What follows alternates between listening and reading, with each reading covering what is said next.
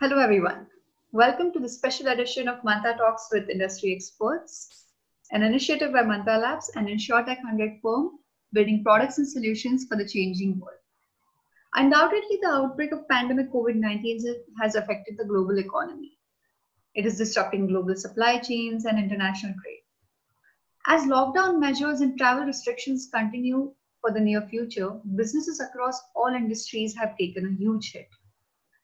So we thought about interviewing various industry experts across various sectors to get a sense of the current situation and try to find out some possible mitigation strategies to help revive the industry. So in today's session, we have a very special guest from Canada, Trupti Shirodkar. Trupti is a product designer and a UI UX consultant currently working with StandUp in Toronto. A budding user experience designer with almost 5 years in the design industry, she's focused on developing solutions for problems faced by people across different sectors and industries such as food, logistics, cultural space, lifestyle, real estate, etc. She also has her page on Instagram called Trupsfolio, building a community with almost 70,000 people and creating content that sparks 100,000 impressions a week. She has worked with companies like Coca-Cola, NetBrahma Studios, Bizongo to create digital experiences while consulting startups from seeding to prototyping phase. Along with a bachelor's degree in engineering, she also holds a master's degree in brand design and a diploma in design. Trupti, a very warm welcome on behalf of Mantra Labs.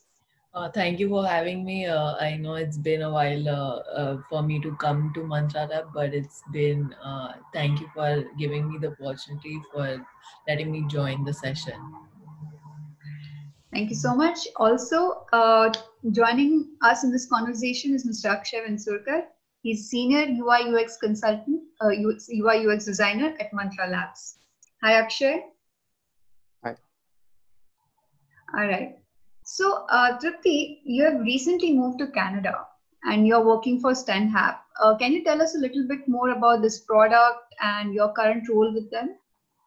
Okay, so StandUp is a startup which was initiated by my boss. When I went for my master's, I got into Coca-Cola as a visual design intern.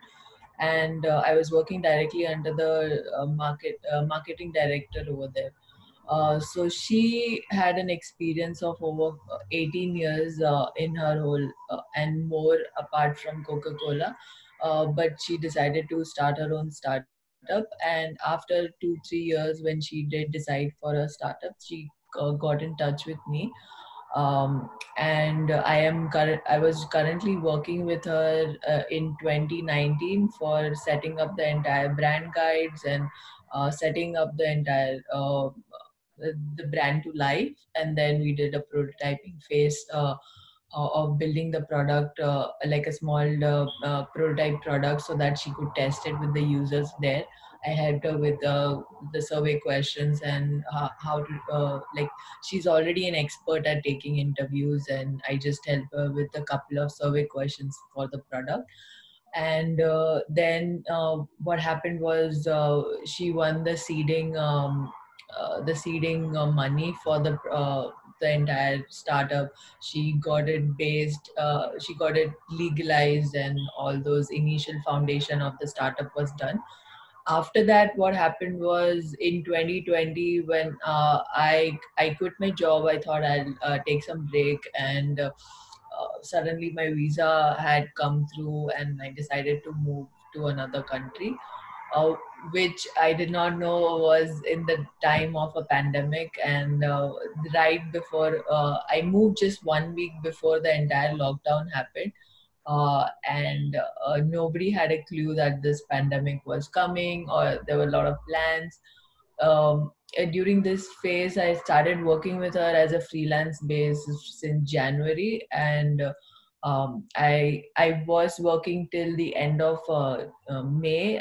There's a couple of work remaining just for documentation, that is the visual system that has to be documented, and a couple of other things that needs to be a little bit documented. The documentation phase is right now something I'm doing. but releasing the marketing landing page, the SEO.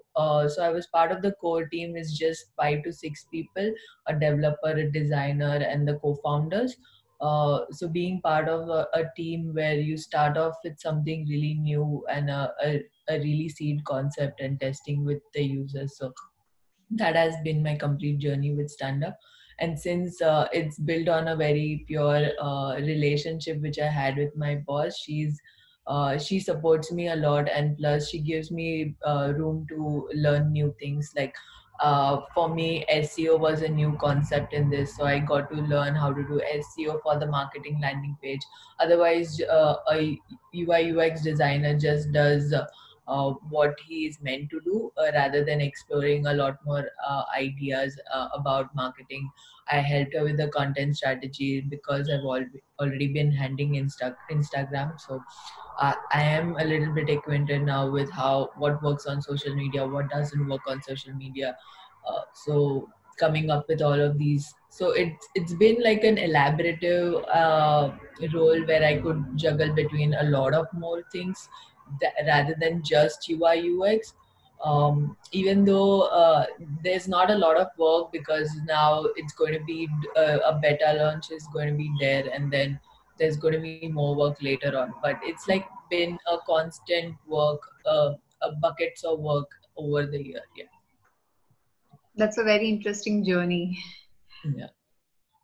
So coming to the current pandemic crisis, as you mentioned before, it has affected almost every professional in some way or the other. So how has the pandemic impacted your current role, and so what are some challenges you're facing right now working remotely? Actually, I was working remotely since January, so working remote wasn't ever an issue for me. And even when I was working with a product company in Mumbai, we were allowed work from homes, and they had a good working culture. So they allowed work from home. So I'm used to collaborating over calls, or I think a lot of designers who have clients that are away, or I was working in Bangalore. I had a client based in Mumbai, so we used to collaborate. So the main thing is, generally I always had something of a consultancy, or I consulted a startup beyond my full time work. And my full time work is kind of impacted because since the move, I am looking for jobs over here also. But the market is not that open right now, and you have a very less opportunities. So what I decided was I wanted to learn a couple of more things. Self-learning is better than wasting your time over stressing out that why you're not getting a job. So it's better to learn that new skill. So recently I've been trying to revamp my portfolio and my brand style. And I have been, I wanted to transit my old website into Webflow. So I'm working on that. So I think the pandemic has caused a lot of self-learning phase, because if you're not working, you need to be productive in order to, so that when the market is open, you're ready with new skills and not just with your old skills. Because the market is going to demand more. Because what I've seen in the recent job postings also, that the job profiles require a little more of an expert phase, and even if they're requiring a product designer, they need some experience, because uh, they cannot just hire a junior or someone who's new, because they wanted to understand how the person who's going to work in the team, whether they have the skills or not. They won't have enough time to train them or bandwidth to train them, because they already have working with those less bandwidth people, and a lot of layoffs going to be happening right now. So it's better that all of us upgrade ourselves during this phase. So that is what I've been doing. Yeah, I think that is a very important aspect which people across various professions have to do, upgrading Yeah. skills. Right. So I have a question on that thing. So Yeah. as a freelancer designer, Hmm. right, you are a consultant, UX consultant, right? So you may came across a variety of design problems. So could you share an example of how you design a solution for a problem faced by one of your clients?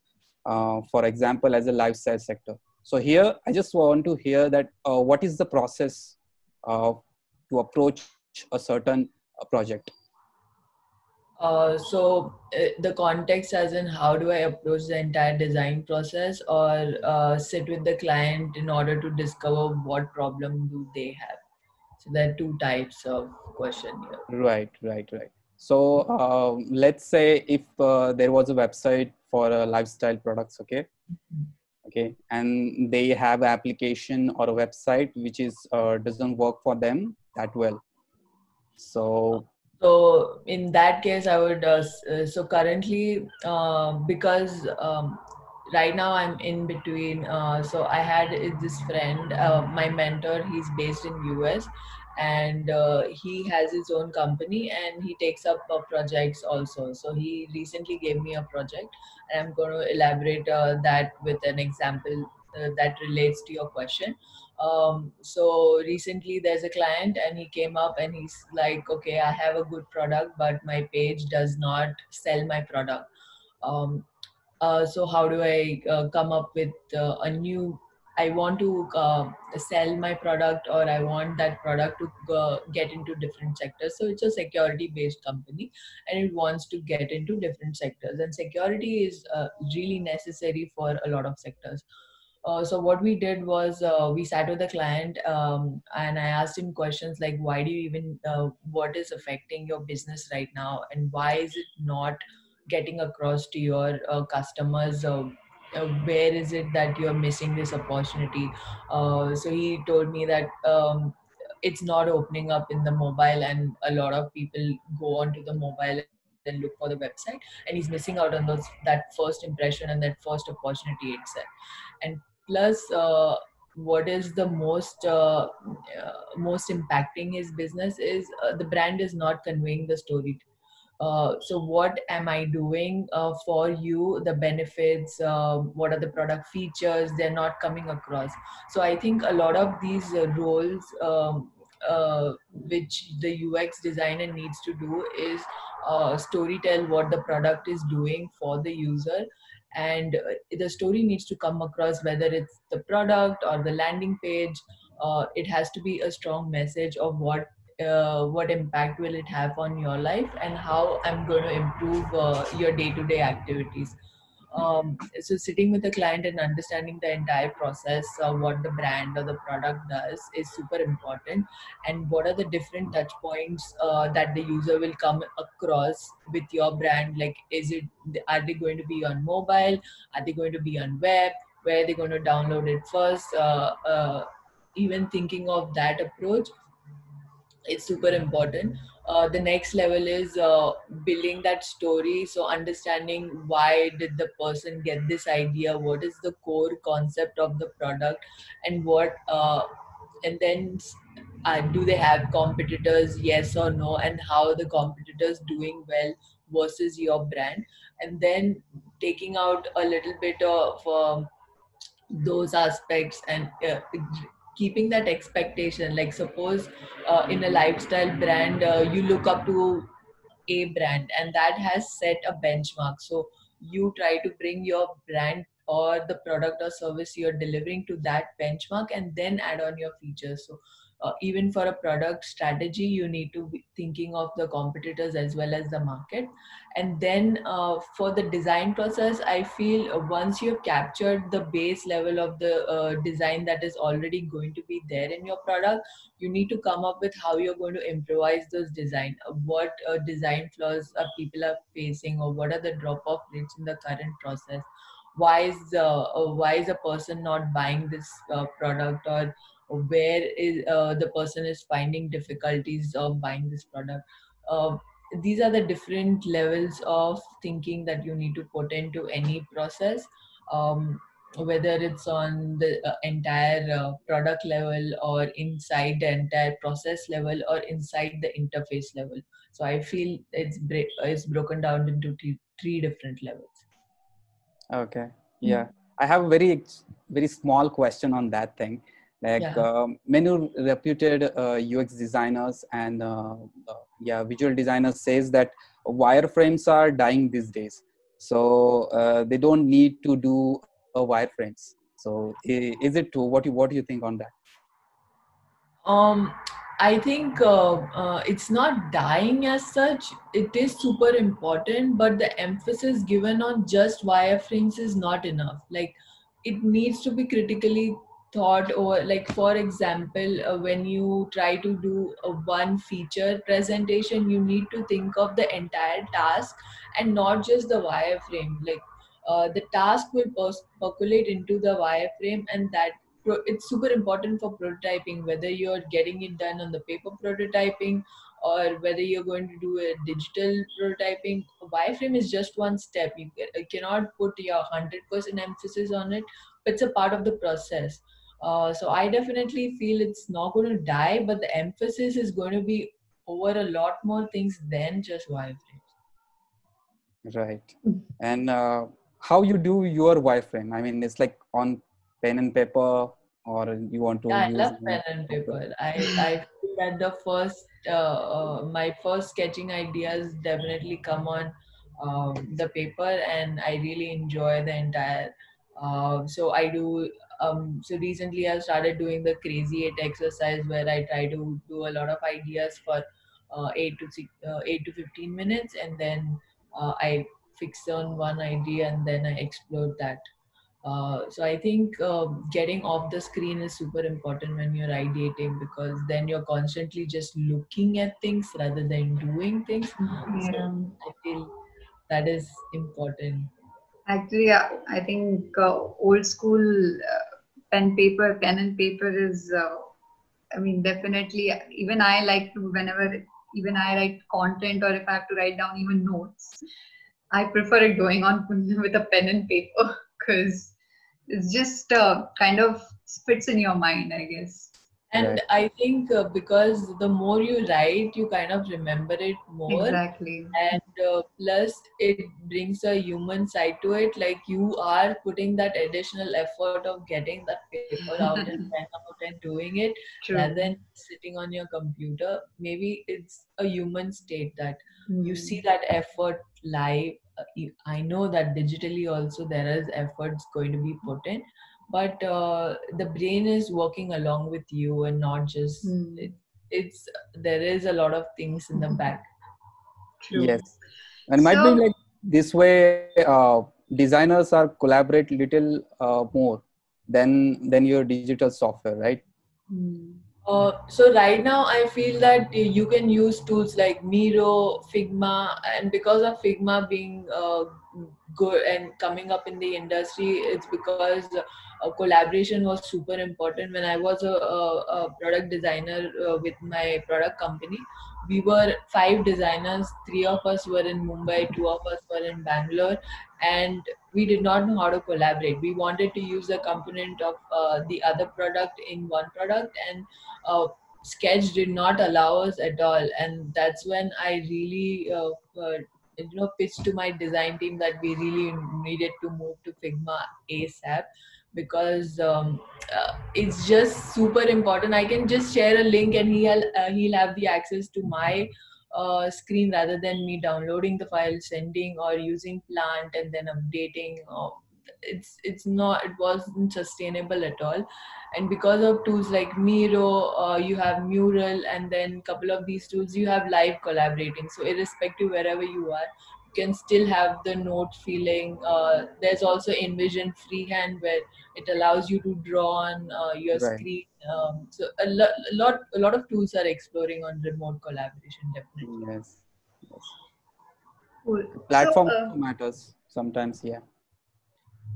Not really. I think a people will come up with digital solution if you want it. Like, I think right now is the era that if you need it, people are going to come up with it. You just need to look for it. There'll be some or the other beta phase that will be going on. I think this era is going to be like nails down the era for product designers or UI UX designer, because there's so much digital disruption that is happening right now. Yeah, so it's like more when we talk about the platform, just like some of the tools like a Sketch or a Principal, those tools are working on only Mac systems, right? And Yeah, obviously, it's like Mac systems are high, very expensive. costly, right? So that's why it's like Figma is for everyone. It's like Adobe XD. Mm-hmm. Yeah. So Figma was the first one to come up at that point when Sketch was the only competitor, and then it just disrupted the market because it was a web based. A lot of people did find it hesitant. They still prefer the legacy tool of Sketch, but I think Adobe is also coming up with a great like XD has improvised a lot from 2 years, and it's going to like adopt rules. Like if you have the entire Adobe Creative Suite, then obviously you don't need to invest in some other tool. So I think they're going to rapidly evolve. Who knows, down years it will just be the sole competitor like Photoshop or Illustrator, because they have been industry leaders for long. And I Figma is a great tool. I use Figma personally also, but Adobe XD is also coming. Like they're gaming up now. So, Trupti, I have a question. Yeah, sure. Coming back to the COVID crisis, actually, it has changed the working culture across the world. Yes. So, due to the social distancing and lockdowns, many people are working from home. And freelancers have some advantage, I believe, over the designers employed full time, as they are accustomed to working remotely and are sometimes it's a monetarily viable option as well. Yeah, So, definitely. do you think in the wake of the current situation where businesses are facing a cash crunch, more designers will opt out of corporate space and get into freelance space? Actually, it's not easy to get into the freelance space. Even though I've been side freelancing for quite some time, I'm still hesitant for going full-time freelancing because of my financial commitments. So I think there is a lot of things that you need to consider before you jump into freelancing. You need to have that backup of 3 to 6 months. And right now, people are not working, and they have to look at for next 3 to 6 months. They might have a job or might not have a job. So it's a time period where they can definitely shift onto the mindset that okay, let me try looking for clients and working with something or the other just to keep them hands on. But this is a phase which will put a lot of us into freelancing because people are itching for some work or the other. They'll try to reach out to some people, and they will get into that mindset of freelancing. Okay, let me reach out to the person A, or let me work for free. Maybe after 3 months that I will get some revenue. So no one's earning right now. Maybe full-time basis, yes. So making that connections, trying to reach out to people is super important in this space.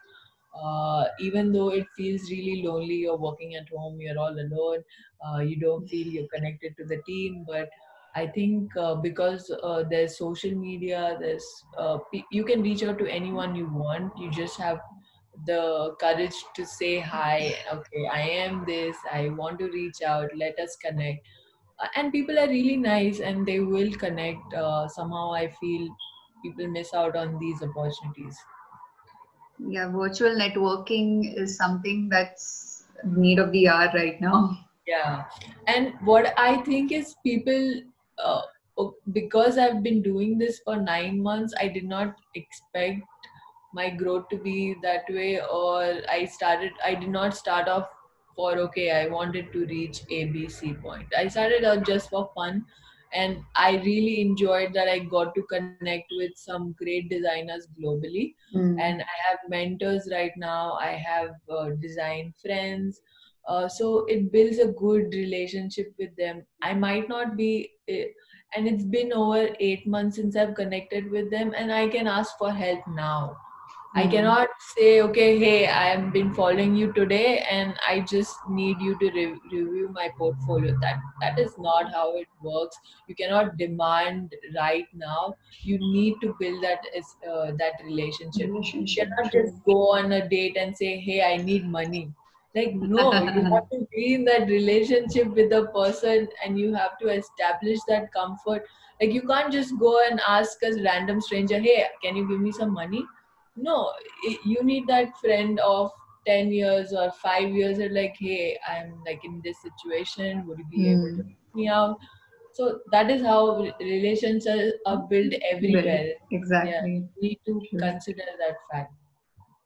So now speaking a little broadly, how has this pandemic crisis impacted the role of a product designer, specifically in addressing evolving consumer behaviors in the new normal, since it's going to be very volatile? Yeah, so I think product designers have a great opportunity right now because a lot of businesses are planning to move digitally, and not only they need to be told, okay, digitally when you're moving your business, there are a lot of things that are going to come into picture. Not only you need to educate the businesses that how a product system works, and being a generalist who does a little bit of strategy design and prototyping, it gives you an overall view. Right now a lot of businesses cannot afford a specialist designer or a specialist UX person, so hiring a generalist would be a little easier for them because they would know, okay, you might understand the business, create something for us, and then validate it. So I think it's a good time where you need to start understanding business. What a product designer does is they need to understand the business also, because that's where the revenue is coming from. If you just ship like most amazing design but it's not functional and your developer team cannot execute it, it's actually waste. So the portion where the product designer has to also, so there are like two phases in product design, where you sit with the business and also try to understand them, and then you sit with the users also and try to understand them. So they're understanding on both levels. It's not just one way where you sit with your users and understand only them. You can't do that. You need to have an overall view. Yeah, true, because a product designer has to think holistically from a 360-degree angle. So I think I'll give a cue to Akshay if you can. Yeah. So just like in this COVID-19 crisis, okay, and someone came to you as a client, right? And he is asking for your UX consultation service, okay, for a product requirement, and that product actually required user research and usability testing, right? So then how would you tackle that problem? I think user research wise, if the client has already done user research, there are two phases where a client comes in with, okay, I've done my user research, I already have my target audience. How do I go about it? If they do have it, then well and good, then you get on to the discovery phase. But if they do not have it, then you need to I think what you can do is you can conduct surveys, online surveys. That is very easy. You can just send them the link, uh, send it across your network, then get into this one-on-one calls with the users online. I have been part of the survey also, and I conducted surveys myself.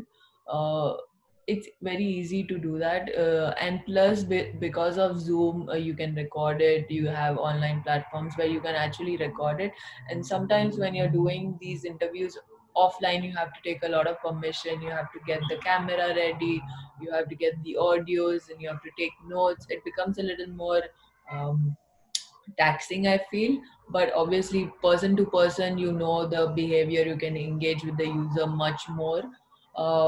So I feel both have their pros and cons. So it's possible to do them remotely also. It's not and you have a lot of tools that help you do that. Usability wise also, there are a couple of tools I think Loom was one of the tools. I don't know, but there are a couple of tools that focuses purely on usability testing. That's one of the tools, which platform that provides doing entire research work online. Right, right. User testing, yeah, So user testing was the platform yeah, name. user testing. I use that tool actually. What do you think? It's like for doing a research remotely for a freelancer is easy, or for a company, it's like they are having their dedicated user research labs and testing environments.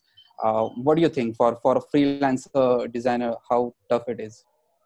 Um, so right now there are two things that you just mentioned. If the company or a corporate can afford a UX team, then that is great. You can still afford a UX team. But if you're coming to a freelancer for UX, that means you are tight on budget and you do not have the budget to do the user research. So you have to make do with anything that is possible, and you cannot demand, okay, I need that level of user research, because what an individual can do cannot match what 10 people can do, and you have the budget just for one person. So that is a different kind of you have to think about how the client is even thinking. That if the client can afford a team, they can afford a team. Like, okay, if the corporate is doing well, the business is booming, they can hire 3 designers on that project. But if it's a small business and you just need so what in the design process, I feel there has to be enough room for user research, but you cannot just concentrate entirely on user research, because they are looking, a client A would be looking at entire waterfall model, but client B is looking for results. Like, I want results next week, and you cannot go like, okay, I'll do 1 month user research. No, you cannot do it for them. So you need to just do quickly 3 days or 1 day of user research, do some surveys, talk to the people, come up with some idea. I think different clients require different things, and the freelancer needs to understand how to adapt to each client. That is very important, because I have worked in almost um, different versatile teams in an agency environment, in B2B environment, in a B2C sector, in a global team. So the requirement of the team is very different, and so is the requirement of the client. And you have to adapt to the client and not to your stringent design process. Like, no, I'll do 1 week of user research, 1 week of design, and 1 week of UI. You cannot do it like that. You need to adapt to the client. If the client wants it, then you ship it in according to sprints. Right, right.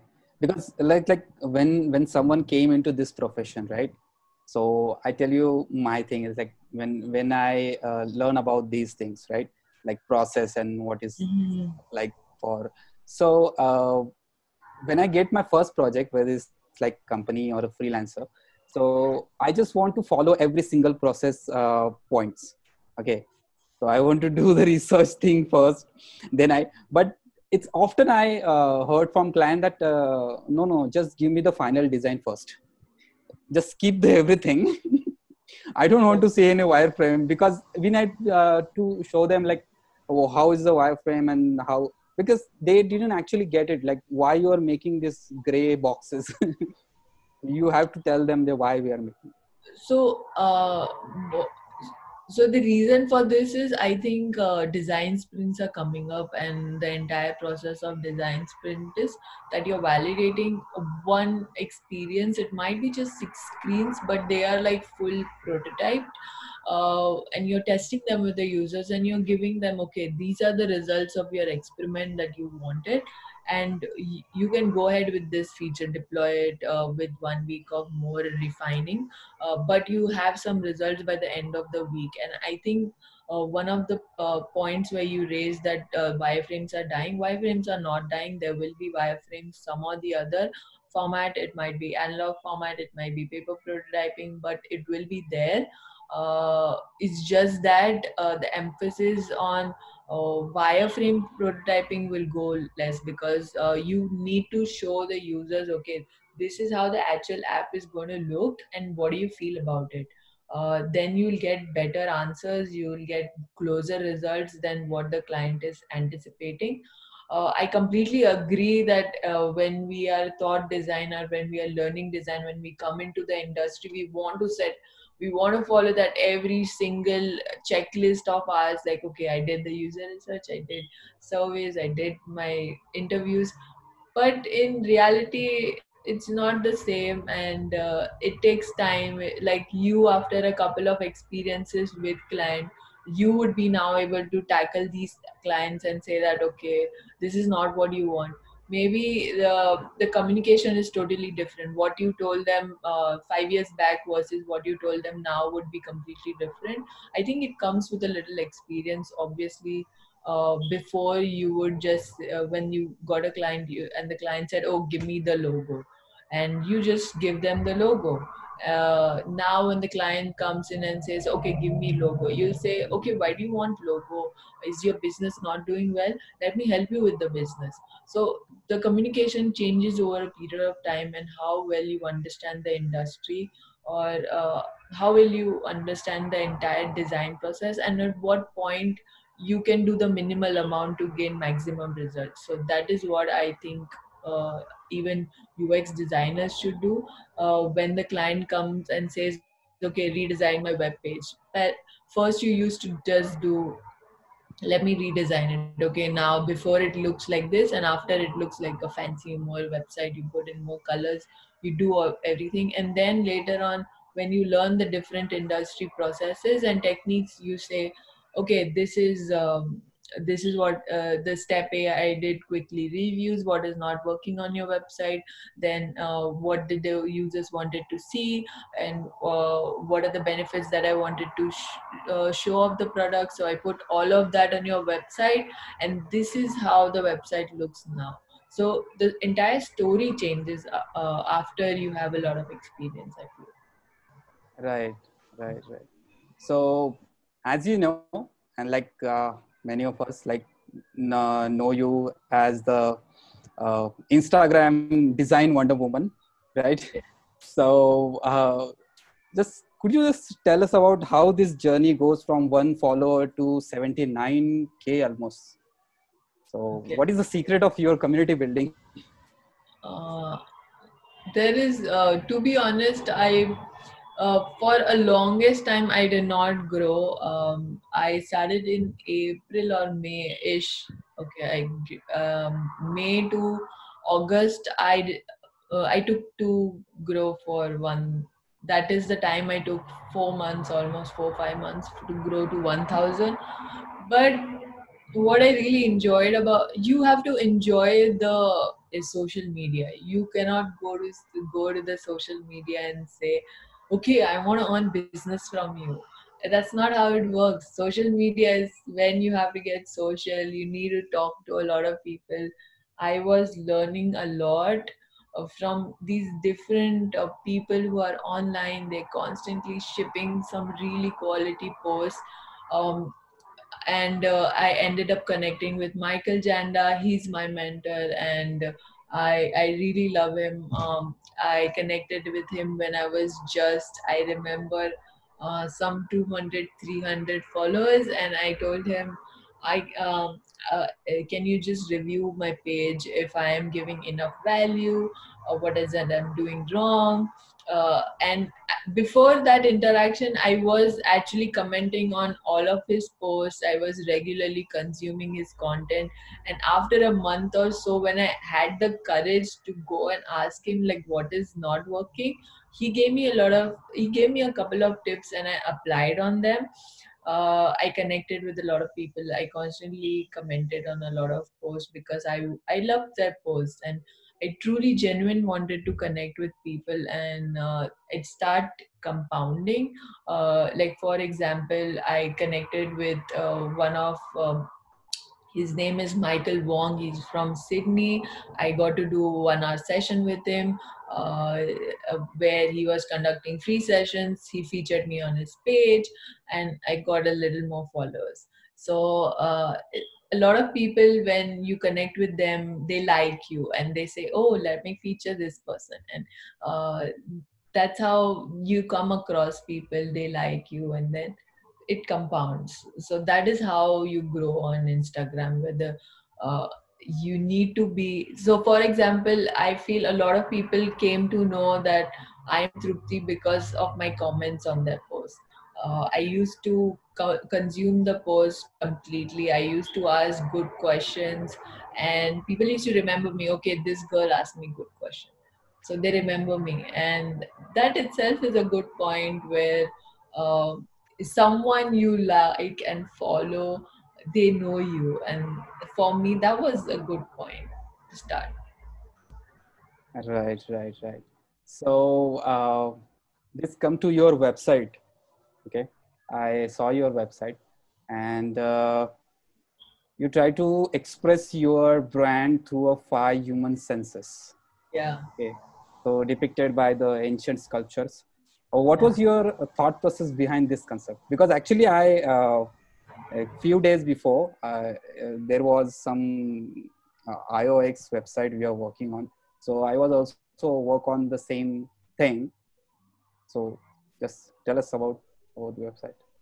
um Actually, I'm a brand expert. I was a brand expert. Now I'm completely into UI UX. So I wanted to express myself, and I think experiences are moving towards having that holistic, the complete experiences of more than one sense. Like you used to see things, and now then you started touching things, and now you're going to experiencing like maybe AR, where you going to have more experiences.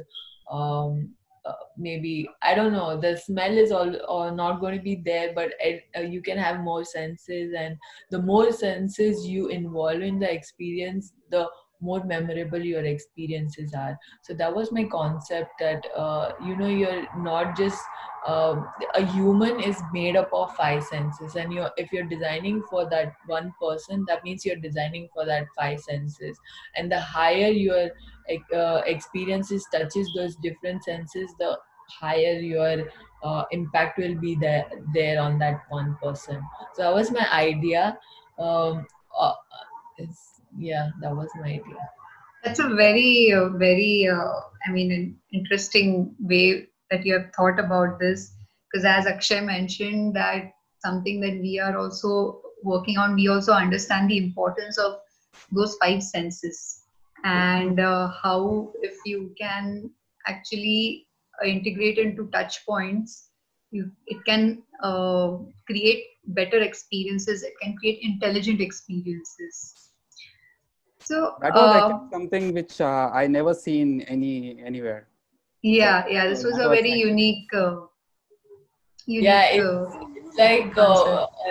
but the unique websites, they are good to have, but they do not, like for a freelancer it takes a massive hit, because people like to see, so the landing pages that convert well, they have all the information there, and when you think of something like putting your hard work on different aspects of your website, and then things, yeah, it doesn't convert.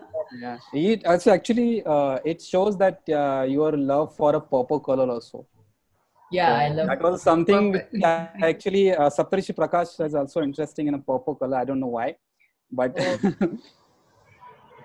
yeah. Yeah. I mean, your Instagram is also like open. a too purple. All the posts So are if anyone, all of my followers would definitely say my color is purple. So I purple. think um, people. So for example, if you think of red color, you'll denote a lot of brands.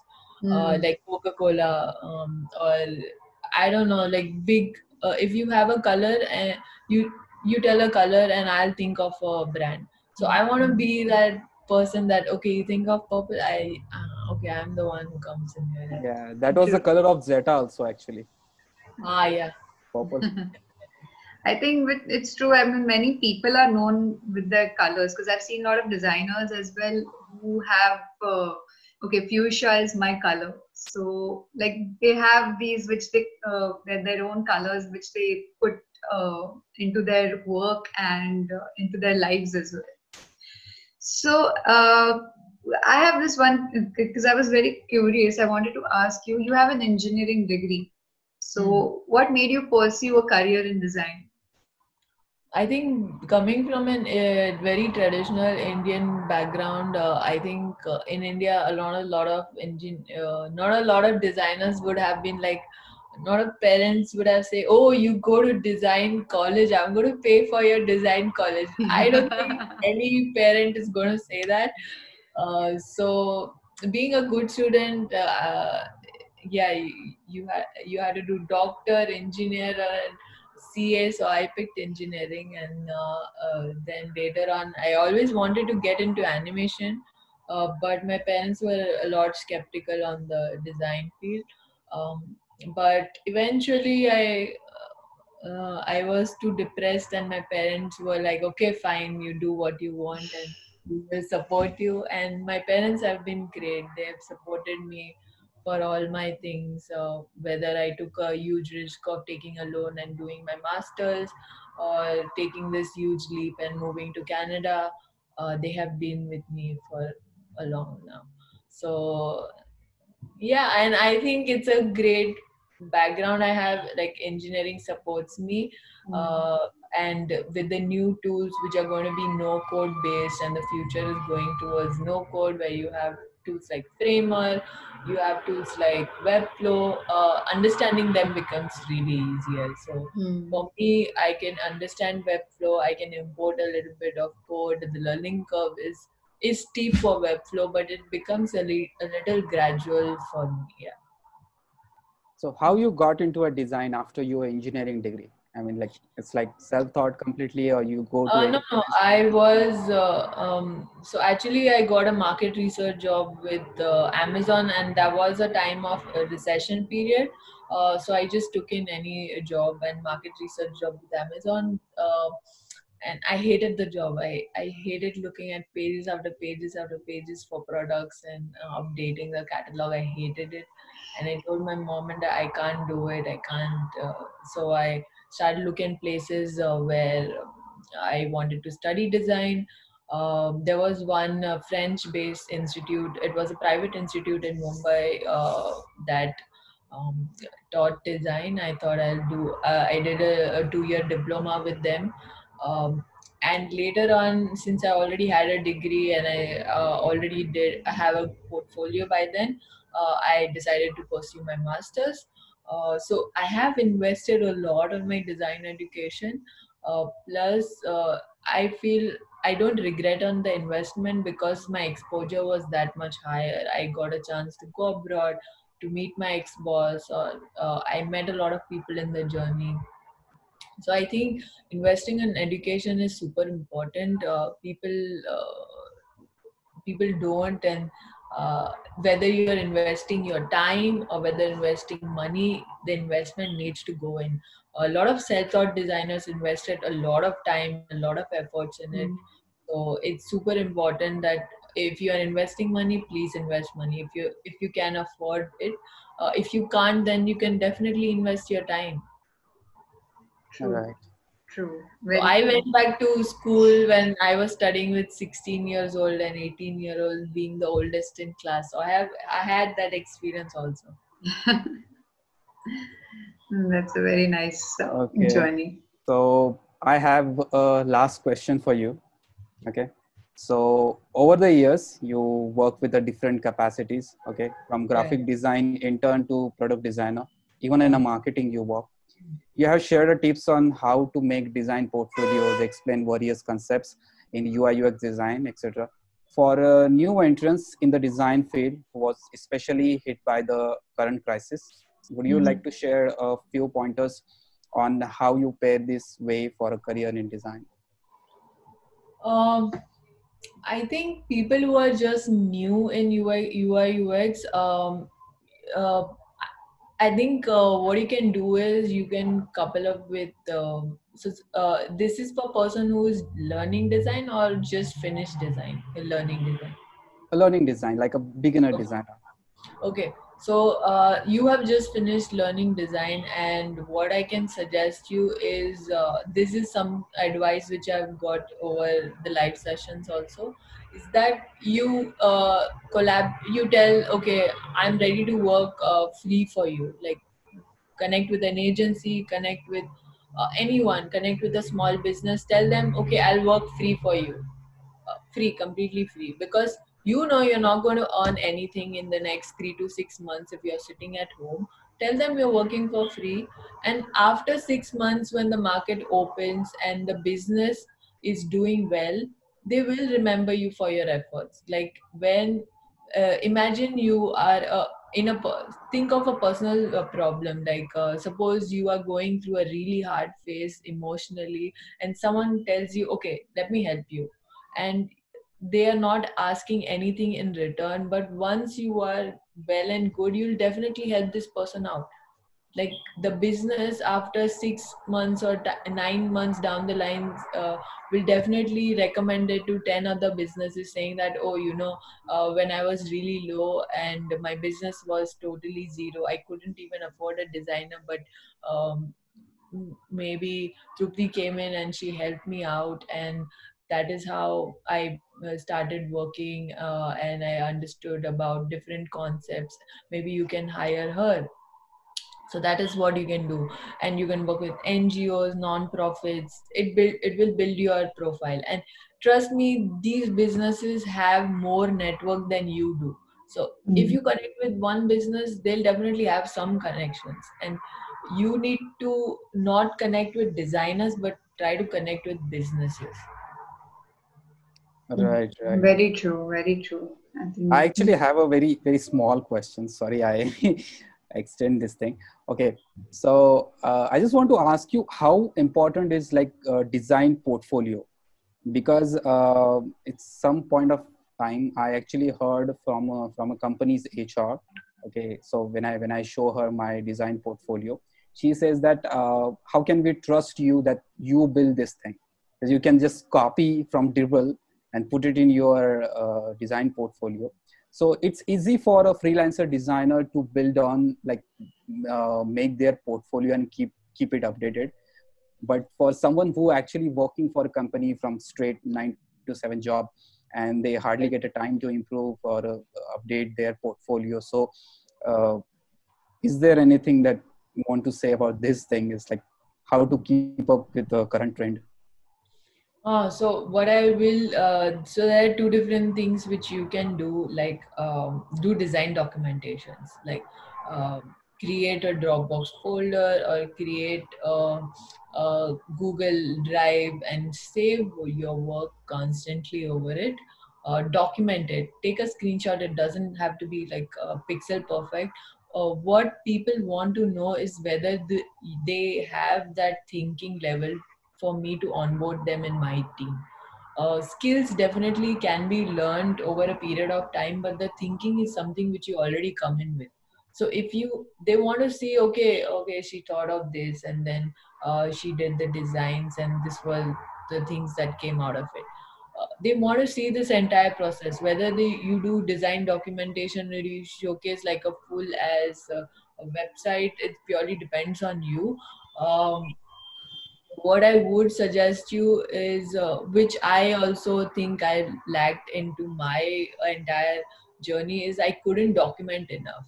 Like, when you even go for those appraisal meetings and then they ask you, oh, what did you do? And then you're like, I worked a lot, but it's not seen anywhere. Trust me, it's not seen anywhere. Designers work so much, but no, someone else takes the credit. It's like the entire team worked on it, and you do not have enough documentation. And I feel a lot of us are missing on that.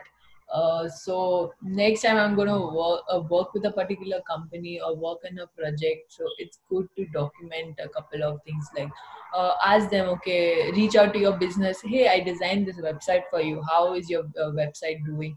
Get those people, like, okay, 2 people were using this, but now 100 people are using it. That's a good progress. And you can tell it to your next client, okay, I have 100 active users on my website. And rather than just saying, oh, I have this fancy website, no, you have 1000 active users or 200 orders on this. That builds a lot of numbers. People understand numbers, especially businesses, and Right. even your bosses. I think i used to I used to get dumbfounded in those appraisal meetings. I couldn't emphasize, okay, I worked on this, I have these capabilities. Sometimes they just push you down, saying that you have not done enough, but you have, and you need to show that.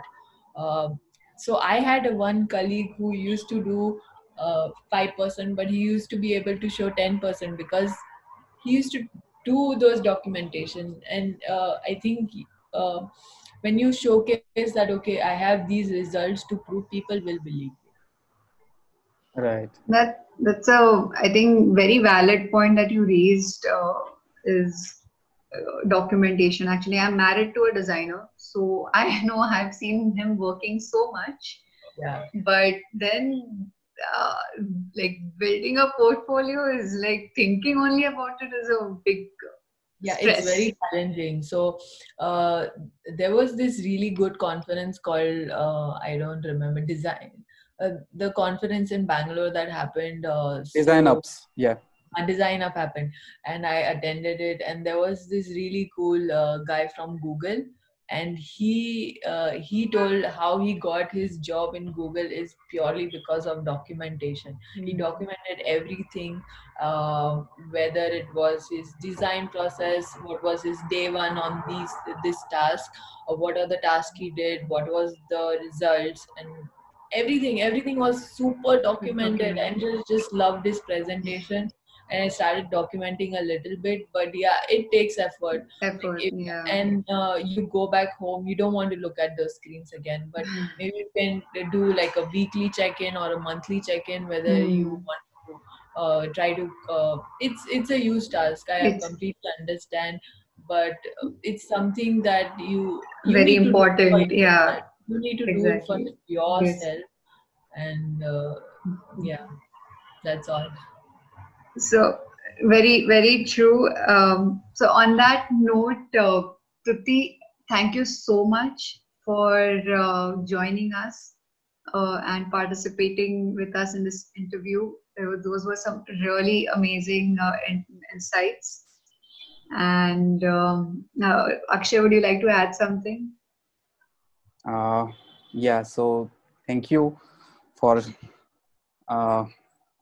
joining me. Okay. So that's it, I think. It was wonderful interacting with you. It was great. Thank you. It's a really nice conversation, Definitely. and I'm sure I, everybody. I would like to ask you guys if you like to help me with a testimonial or something for how did you feel about the entire session. So I like to keep all these testimonials in case I want to use it somewhere in the future. I don't know, Yeah. but yeah, Sure. people I interact with, I like to tell them how was interacting with me, and um, do you want me to improve on a certain things while talking to you. So it helps me. So this is a part of design process which I Process. think you can apply for yourself on how you can grow. Yeah, definitely. Sure. Also, we'll be putting up this interview on our YouTube channel, and Awesome. we'll share you the link as well. You can share Yeah, it. I am on YouTube, so you can tag me on my YouTube channel. It's called The Product Folio. So I'm Sure. going to. Yeah, I saw your video on that. Thank you. Thank you for seeing the video. I hope you can share and promote my YouTube channel. Yeah, sure. Sure. Thank you. Thank you so much, Trupti. Have a nice day. You too. Have a nice weekend. Bye Thank bye. you. Bye bye. Bye.